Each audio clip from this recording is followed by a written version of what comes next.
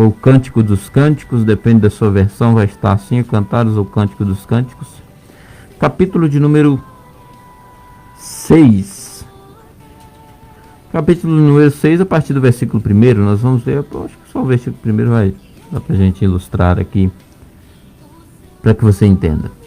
Para você que não sabe, queridos, às vezes você vai ler o livro de Cantares, dependendo da versão, você vai encontrar o livro de Cantares, só para resumir a história, o rei Salomão se apaixona por uma mulher, uma moça sunamita, que trabalhava nos campos, né? Ou seja, era uma camponesa, né, vamos dizer assim, e ele se apaixona por ela. E o livro de Cantares são declarações tanto do rei Salomão como da sunamita.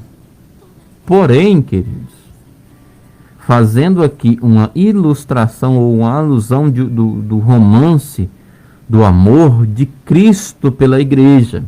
Então, por isso que às vezes, se você for ler ele de forma literal, né, você vai às vezes até se espantar, mas são um livro de declarações, e Deus tem uma palavra para nós aqui nesse livro, né? Um livro de romance. Olha o que diz a palavra de Deus a partir do versículo de número, capítulo 6, versículo 1. Para onde foi o teu amado, ó mais formosa entre as mulheres? Para onde se retirou o teu amado, para que o busquemos contigo? Queridos, se você ler o capítulo de número 5, você vai encontrar declarações, para você que é conhecedor da palavra de Deus, você vai encontrar declarações, né, da sunamita se declarando ao seu amado. Ela dá a ele características, né, de sua beleza, de sua formosura, da sua forma de lidar com as coisas, do seu cheiro, falando diversas características do seu amado. E de repente, no capítulo de número 6, né, se você tem uma Bíblia de estudo, no cabeçalho ainda vai estar escrito assim: as amigas da amada a indagam. Ou seja, as amigas da amada chegam e começam a perguntar para onde foi o seu amado, né? O mais formoso entre as mulheres, para onde ele se retirou, para que nós o busquemos juntamente contigo. Por quê, queridos? Porque era natural, em tempos atrás, e até hoje também, né, de forma muito sutil, também existe isso, né? Se um grupo de moças, uma delas encontrava ou conhecia um homem e começava a namorar, bem verdade que o namoro daquela época era através de olhares e muitas poucas palavras,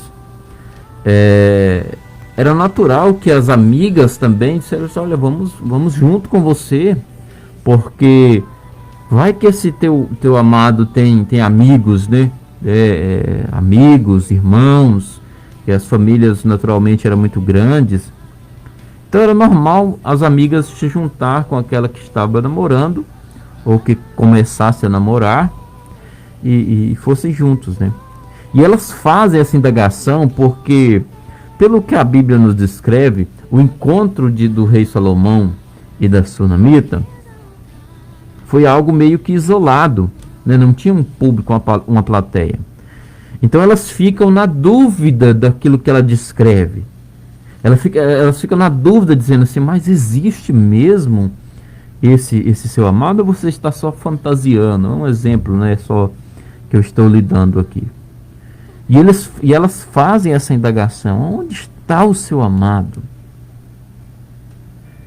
Para onde ele se retirou? Para que lado ele foi? Para que o busquemos contigo. Ou seja, nós vamos com você e vamos buscar o teu amado. Como eu disse, querido, isso né? O livro de Cantares é todo fazendo uma ilustração entre Cristo, Jesus e a igreja.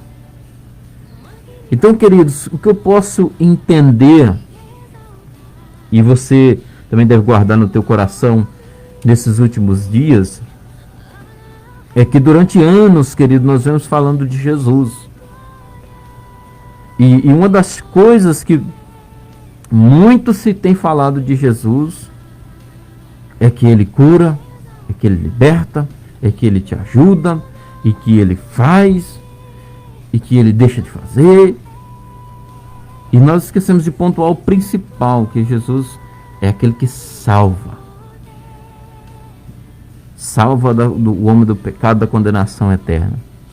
Durante muito tempo as pessoas têm pregado sobre cura, sobre libertação, sobre diversas coisas, sobre prosperidade em nome de Cristo. E nos últimos dias, queridos, nós temos percebido o mundo inteiro se voltando para a igreja e dizendo: aonde está o seu Cristo agora? Aonde está o Jesus que vocês tanto pregou? E nós percebemos, eu percebi, se você não percebeu, passe a prestar atenção. Muitos daqueles que ministravam, que pregavam um Cristo curador, libertador, estão sem palavras, porque está sobre nós, sobre todo mundo, uma doença que até hoje não se encontrou cura. E o mundo se vira para nós agora e diz: aonde está o seu Cristo curador? Porque se a nossa mensagem, querido, durante todo esse tempo fosse o evangelho genuíno, se nossa mensagem durante todo esse tempo fosse a verdadeira mensagem de Cristo, qual é a verdadeira mensagem de Cristo, queridos? Evangelho significa as boas novas, as boas notícias. Mas quais notícias são essas? É que eu era pobre e agora eu posso ficar rico? É que eu era solteiro, não conseguia casar, agora eu posso me casar? É que eu não podia ter filho, agora eu posso ter filho? É que eu estava doente, agora eu posso ser curado? Não, querido. A boa notícia é que eu e você, nós estávamos condenados ao inferno. Nós estávamos sobre condenação eterna. Ou seja, é como um réu vai diante do juiz e o martelo já está batido, porque o juiz pega ali, né, todo o boletim que foi feito de ocorrência do crime cometido, da infração cometida com aquele sujeito, e o juiz olha e ele simplesmente não tem como argumentar, porque já infringiu a lei, ou diversas leis, né? E foi infringida. Então, olhar, ele não tem outra reação a não ser condenação. Essa é a minha condição e a tua condição, você que está me ouvindo. E o que o evangelho genuíno traz? É dizer: olha, você errou. Não, querido, mas eu não matei, eu não roubei. Queridos, Deus, em Êxodo 20, ele escreve, o que são chamados 10 mandamentos. Todos nós, queridos, já infringimos todos aqueles mandamentos. Quem de nós nunca trabalhou num sábado? Quem de nós nunca sentiu raiva de uma pessoa a ponto de levar aquilo para o coração? Quem de nós, homens, nunca olhou para uma mulher e desejou-a? Jesus, ele trouxe essa revelação da palavra, desses mandamentos, e disse: olha, todos vocês infringiram. O jovem rico chega diante de Jesus e disse: Senhor, o que eu faço para herdar o reino do céu? Ele falou assim: cumpre os mandamentos. Aí o jovem, muito empolgado com aquilo, que ele nunca tinha matado, nunca tinha roubado, ele diz: olha, Senhor, eu já cumpro isso desde a minha infância. Aí Jesus: cumpre mesmo? Então vende tudo que você tem e dá aos pobres.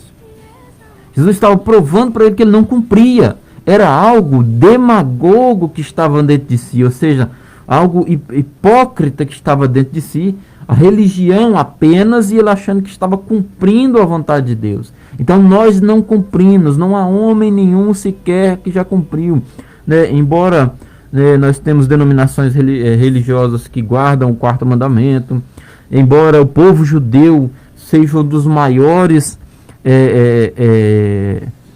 guardadores desses mandamentos. Inclusive, um dos mandamentos é não tomar o nome do Senhor em vão, né? E segundo os historiadores, é difícil até de transliterar isso do hebraico daquela época para hoje, qual era a palavra usada para se dizer Deus, né? Porque eles deixaram de pronunciar, de escrever, para não tomar em vão, guardando em si os mandamentos. Porém, Jesus disse, olha, ninguém guardou esses mandamentos. E porque ninguém guardou, todos estão condenados. E se todos estão condenados, Jesus vem e morre na cruz do Calvário para nos dar salvação, para nos livrar desta condenação. Jesus não morreu lá para que eu me casasse, para que eu tivesse filhos, para que eu prosperasse financeiramente, para que eu tivesse o meu ministério bem sucedido, assunto, né? Jesus não morreu na cruz do Calvário para me levar às nações, pregar a multidões. Não. Jesus morreu para me dar salvação, porque o meu nível de condenação, né, eu posso ter qualquer patamar religioso, é o mesmo nível de condenação de um homem que está na calçada aí, talvez bêbado, drogado, é o mesmo, a condição é a mesma. Os religiosos da época não entendiam isso, né? Não entendia por que Jesus andava ali, né, pelo tanque de Betesda, por aqueles lugares ali, onde tinha pessoas deficientes se arrastando pelo chão, dias e dias sem banhar, dias e dias sem comer, né? Você imagina, nos dias de hoje, onde nós temos banheiros em todos os lugares, e pessoas ajudando, né, de forma muito simultânea. Você já encontra pessoas por aí sem banhar durante muitos dias, o cheiro é horrível.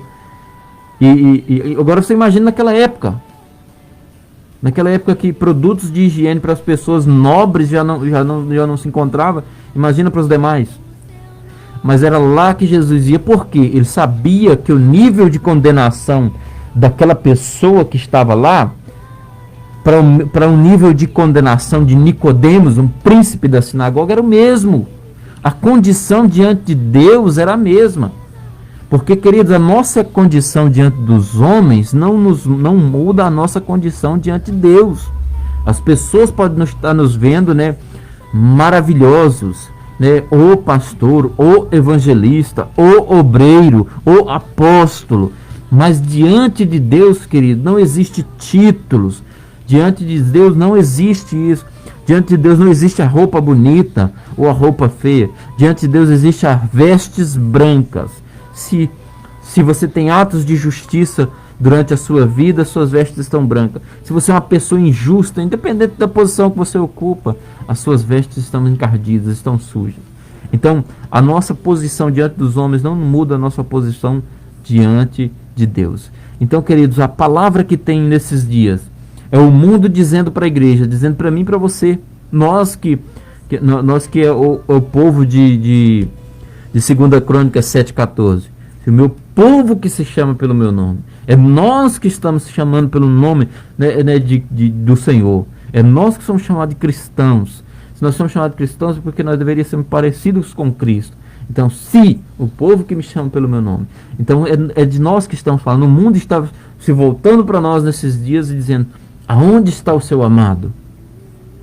Aonde está aquele a qual vocês adoram? Onde está aquele a qual vocês prestam cultos? Aonde está aquele que vocês ministraram durante muito tempo? E aí, querido, uma das coisas que nós estamos embaraçando, que a igreja que nós, não estou falando de nós, estou falando de mim, de você. Uma coisa que nós temos embaraçado nesses últimos dias é porque nós não estávamos adorando o verdadeiro Cristo. Nós criamos um Cristo fictício para as nossas vidas, aquele que atende os meus desejos, as minhas vontades, aquele da caixinha de promessa, aquele que como um objeto que eu só pego e uso quando eu preciso. Então, quando as nações chegarão até nós agora e disseram: aonde está o seu amado? Aí você percebe que aquele Cristo que você criou da caixinha de promessa, ele não resolve o problema que está na nação. Você percebe que aquele Cristo que você pega de vez em quando só para realizar algum desejo, ele não resolve o problema global. Às vezes, querido, nós evangélicos, nós falamos muito dos nossos irmãos católicos porque adoram um Cristo crucificado. Mas nós também não colocamos uma imagem dentro da nossa casa, do nosso quarto, às vezes, mas nós criamos uma imagem de um Cristo fracassado dentro dos nossos corações. Porque, queridos, o apóstolo Paulo disse assim, o homem que pensa, né, algo de Cristo somente para esta vida, miserável homem que é. Então, quando eu e você, nós estamos nos gloriando por aquilo que conquistamos de bem financeiro e de algumas coisas a mais, nós estamos diminuindo a glória do Senhor. Porque, queridos, tudo é dele. Tudo que está sobre essa terra, tudo que o homem criou, está no controle do Senhor. Então, se ele desejar, eu não preciso pedir. Se for do desejo dele, eu não preciso pedir, porque ele vai conseguir isso para mim. E eu estou diminuindo Cristo, falando sobre bens materiais, sobre promessa de sucesso na família, e estou deixando de pregar o Cristo que é a salvação. Dizer para o homem, para as pessoas que estão nos ouvindo, dia após dia, dizer, olha, Hebreus 9:27 diz que morrendo o homem vem em seguida o juízo. Você está preparado para enfrentar o juízo de Deus? Você está preparado para sentar diante do trono branco e ver toda a tua vida passando ali diante dos teus olhos? Essa tem que ser a mensagem que eu e você temos que pregar. Me perdoa, querido, mas eu não estou aqui, eu não prego em lugar algum, né, para te prometer algo que não seja algo real. A palavra de Deus, ela não é um conto de fadas.